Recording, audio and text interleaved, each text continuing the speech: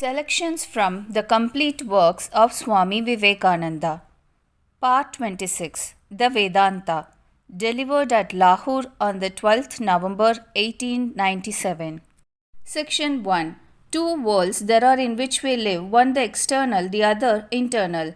Human progress has been made from days of yore almost in parallel lines along both these worlds. The search began in the external, and the man at first wanted to get answers for all the deep problems from outside nature.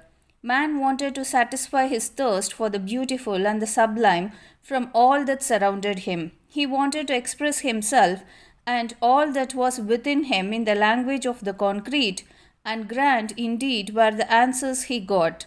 Most marvelous ideas of God and worship, and most rapturous expressions of the beautiful.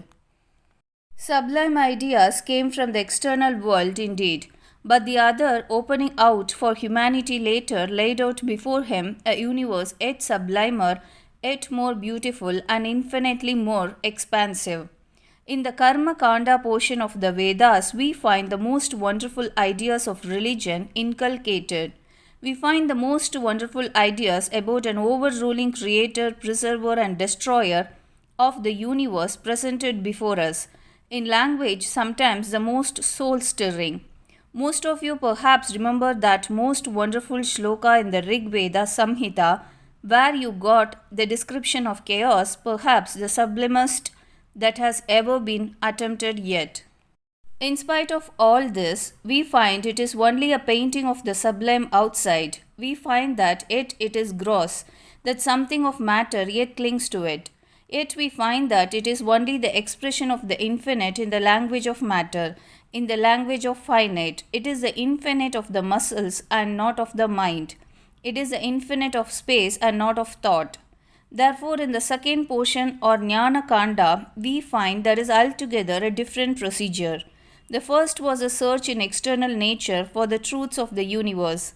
It was an attempt to get the solution of the deep problems of life from the material world. Yasyaite himavanto mahitva, whose glory these Himalayas declare. This is a grand idea, but yet it was not grand enough for India. The Indian mind had to fall back, and the research took a different direction altogether. From the external, the search came to the internal, from matter to mind. There arose the cry, when a man dies, what becomes of him? Astityeke nayamastiti chaike, etc. Some say that he exists, others that he is gone. Say, O king of death, what is the truth? An entirely different procedure we find here. The Indian mind got all that he had from the external world, but it did not feel satisfied with that. It wanted to search further, to dive into its own soul, and the final answer came. The Upanishads or the Vedanta or the Aranyakas or Rahasya is the name of this portion of the Vedas. Here we find at once that religion has got rid of all external formalities. Here we find at once that spiritual things are told not in the language of matter, but in the language of the spirit, the superfine, in the language of the superfine. No more any grossness attaches to it. No more is there any compromise with the things of the worldly concern. Bold, brave beyond the conception of the present day, stand the giant minds of the sages of the Upanishads, declaring the noblest truths that are ever been preached to humanity. Without any compromise, without any fear. This, my countrymen, I want to lay before you. Even the Jnana Kanda of the Vedas is a vast ocean. Many lives are necessary to understand even a little of it. Truly has it been said of the Upanishads by Ramanuja that they form the head, the shoulders, the crest of the Vedas, and surely enough the Upanishads have become the Bible of modern India. The Hindus have the greatest respect for the Karma Kanda of the Vedas, but for all practical purposes we know that for ages by Shruti have been meant the Upanishads and the Upanishads alone. We know that all our great philosophers, whether Vyasa, Patanjali or Gautama, and even the father of all philosophy, the great Kapila himself, whenever they wanted an authority for what they wrote, every one of them found it in the Upanishads, and nowhere else, for therein are the truths that remain forever. There are truths that are true only in a certain line, in a certain direction, under certain circumstances, and for certain times. Those that are founded on the institutions of the times. There are other truths which are based on the nature of man himself, and which must endure so long as man himself endures. These are the truths that alone can be universal and in spite of all the changes that have come to India. As to our social surroundings, our methods of dress, our manner of eating, our modes of worship, these universal truths of the Shrutis, the marvelous Vedantic ideas, stand out in their own sublimity, immovable, unvanquishable, deathless, and immortal. Yet, the germs of all the ideas that were developed in the Upanishads had been taught already in the Karma Kanda. The idea of the cosmos, which all sect of Vedantists had to take for granted, the psychology which has formed the common basis of all the Indian schools of thought, had there been worked out already and presented before the world. A few words, therefore, about the Karma Kanda are necessary before we begin the spiritual portion, the Vedanta. And first of all, I should like to explain the sense in which I use the word Vedanta. Unfortunately, there is a mistaken notion in modern India that the word Vedanta has reference only to the Advaita system. But you must always remember that in modern India, the three prasthanas are considered equally important in the study of all the systems of religion. First of all, there are the revelations, the Shrutis, by which I mean the Upanishads. Secondly, among our philosophies, the sutras of Vyasas have the greatest prominence on account of their being the consummation of all preceding systems of philosophy. These systems are not contradictory to one another, but one is based on another, and there is a gradual unfolding of the theme which culminates in the sutras of Vyasa. Then, between the Upanishads and the Sutras, which are the systematizing of the marvelous truths of the Vedanta, comes in the Gita, the divine commentary on the Vedanta. The Upanishads, the Vyasa Sutras, and the Gita, therefore, have been taken up by every sect in India that wants to claim authority for orthodoxy, whether dualist or Vishishtadvaitist or Advaitist. The authorities of each of these are the three prasthanas. We find that a Shankaracharya or a Ramanuja or a Madhvacharya or a Vallabhacharya or a Chaitanya, anyone who wanted to propound a new sect had to take up these three systems and write only a new commentary on them. Therefore, it would be wrong to confine the word Vedanta only to one system which has arisen out of the Upanishads. All these are covered by the word Vedanta.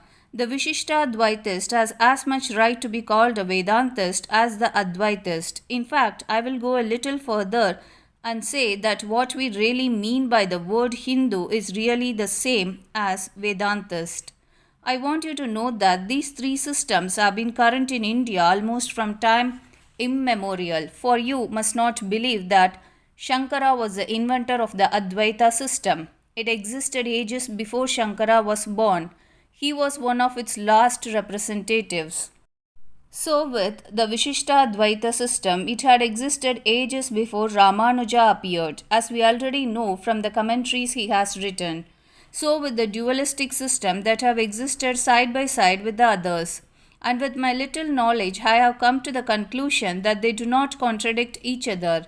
Just as in the case of the six darshanas, we find they are a gradual unfolding of the grand principles, whose music beginning far back in the soft low notes ends in the triumphant blast of the Advaita. So also in these three systems we find the gradual working up of the human mind towards higher ideals, till everything is merged in that wonderful unity which is reached in the Advaita system. Therefore, these three are not contradictory. On the other hand, I am bound to tell you this has been a mistake committed by not a few. We find that an Advaitist teacher keeps intact those texts which especially teach Advaitism and tries to interpret the dualistic or qualified non-dualistic text into his own meaning. Similarly, we find dualistic teachers trying to read the dualistic meaning into Advaitic text. Our gurus were great men, yet there is a saying, even the faults of guru must be told. I am of opinion that in this only they were mistaken. We need not go into text torturing. We need not go into any sort of religious dishonesty. We need not go into any sort of grammatical twaddle. We need not go about trying to put our own ideas into text which were never meant for them. But the work is plain and becomes easier once you understand the marvelous doctrine of Adhikara Bheda. It is true that the Upanishads have this one theme before them. Kasminnu bhagavo vijñāte sarvamidam vijñātam bhavati. What is that knowing which we know everything else? In modern language, the theme of the Upanishads is to find an ultimate unity of things. Knowledge is nothing but finding unity in the midst of diversity. Every science is based upon this. All human knowledge is based upon the finding of unity in the midst of diversity. And if it is the task of small fragments of human knowledge, which we call our sciences, to find unity in the midst of a few different phenomena, the task becomes stupendous when the theme before us is to find unity in the midst of this marvelously diversified universe where prevail unnumbered differences in name and form, in matter and spirit, each thought differing from every other thought, each form differing from every other form. Yet, to harmonize these many planes and unending lokas in the midst of this infinite variety to find unity is the theme of the Upanishads. On the other hand, the old idea of Arundhati Nyaya applies. To show a man the fine star Arundhati, one takes a big brilliant star nearest to it, upon which he is asked to fix his eyes first, and then it becomes quite easy to direct his sight to the Arundhati. This is the task before us, and to prove my idea, I have simply to show you the Upanishads, and you will see it. Nearly every chapter begins with dualistic teaching, Upasana. God is first taught as someone who is the creator of this universe, its preserver, and unto whom everything goes at last. He is one to be worshipped, the ruler, the guide of nature, external and internal, yet appearing as if he were outside of nature and external. One step further, and we find the same teacher teaching that this God is not outside of nature but immanent in nature. And at last, both ideas are discarded, and whatever is real is He. There is no difference. Tattvamasi Shvetaketu. Shvetaketu, that thou art. That immanent one is at last declared to be the same that is in the human soul. Here is no compromise. Here is no fear of others' opinions. Truth, bold truth, has been taught in bold language, and we need not fear to preach the truth in the same bold language today. And by the grace of God, I hope at least to be the one who dares to be that bold preacher. To go back to our preliminaries, these are first two things to be understood. One, the psychological aspect common to all the Vedantic schools, and the other, the cosmological aspect. I will first take up the latter. Today, we find wonderful discoveries of modern science coming upon us like bolts from the blue, opening our eyes to marvels we never dreamt of. But many of these are only rediscoveries of what had been found ages ago. It was only the other day that modern science found that even in the midst of the variety of forces there is unity. It has just discovered that what it calls heat, magnetism, electricity, and so forth are all convertible into one unit force, and as such it expresses all these by one name, whatever you may choose to call it. But this has been done even in the Samhita. Old and ancient as it is, in it we meet with this very idea of force I was referring to. All the forces, whether you call them gravitation or attraction or repulsion, whether expressing themselves as heat or electricity or magnetism, are nothing but the variations of that unit energy. Whether they express themselves as thought reflected from Antakarana, the inner organ of man, or as action from an external organ. The unit from which they spring is what is called the prana. Again, what is prana? Prana is spandana, or vibration. When all this universe shall have resolved back to its primal state, what becomes of this infinite force? Do they think that it becomes extinct? Of course not. If it became extinct, what would be the cause of the next wave? Because the motion is going in waveforms, rising, falling, rising again, falling again. Here is the word Srishti, which expresses the universe. Mark that the word does not mean creation.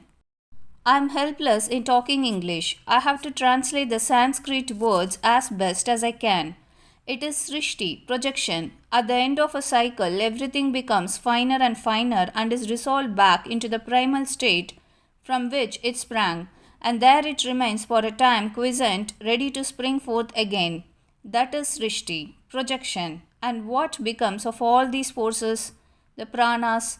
They are resolved back into the primal prana, and this prana becomes almost motionless, not entirely motionless, and that is what is described in the Vedic Sukta. It vibrated without vibration. Anida Vatam. There are many technical phrases in the Upanishads difficult to understand. For instance, take this word vata. Many times it means air and many times motion, and often people confuse one with the other.